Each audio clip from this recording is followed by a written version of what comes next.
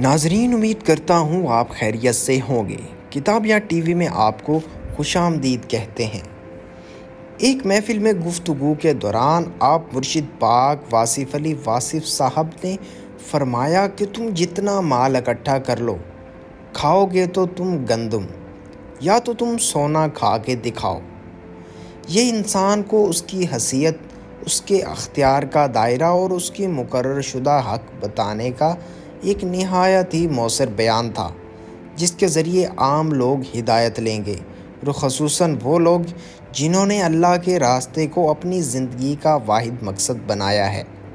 ان کے لیے ایک روشن مینار ہے کہ جس کی نشاندہی پہ وہ راہ حق کو آسان پائیں گے۔ آپ کے شعری مجموعہ شب چراغ کے اوائل ایڈیشنوں کے آخری پورشن میں جو نظمیں ہیں، ان میں گندم کے موضوع پر دانہ گندم گناہ اولیں سے شروع ہونے والی اس نظم کے یہ شعر دیکھیں۔ دانہ گندم بہار بے خزاں، دانہ گندم حیات جاوداں، آدم و حوا کی بنیاد سرشت ہے یہی دوزخ، یہی دانہ بہشت۔ دنیا فکر کے سنجیدہ ماہرین، اینالسٹ کئی دہائیوں سے کہتے آ رہے ہیں کہ دنیا میں آئندہ بڑی جنگ غلے یعنی گرین کے لیے ہوگی۔ آج کل جو جنگ جاری ہے، اس سے امریکہ اور انڈیا کی مائٹ کی کمر ٹوٹنے کا آغاز نظر آ رہا ہے۔ روس کا ملک گندم کا ایک بڑا ایکسپورٹر ہے اور پاکستان سب سے زیادہ گندم منگواتا ہے۔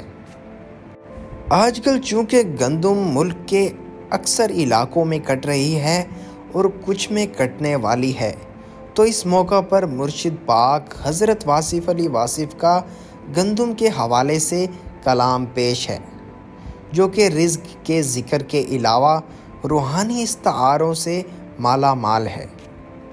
تو آپ سرکار واصف علی واصف کے کلام سے سب دوست اپنی روح کو جلا بخشیں اور تفکر و تدبر کے چند لمحے یہاں لگا کے اپنا فیض حاصل کریں۔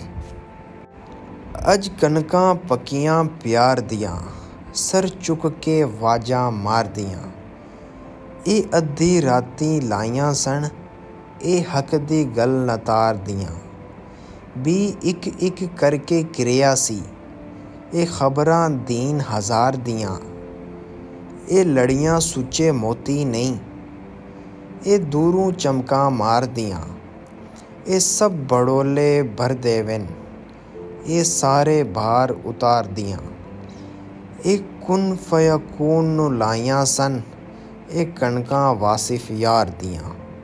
ناظرین، اگر آپ کو یہ ویڈیو پسند آئی ہے تو لائک، شیئر اور سبسکرائب کرنا نہ بھولیں۔ شکریہ۔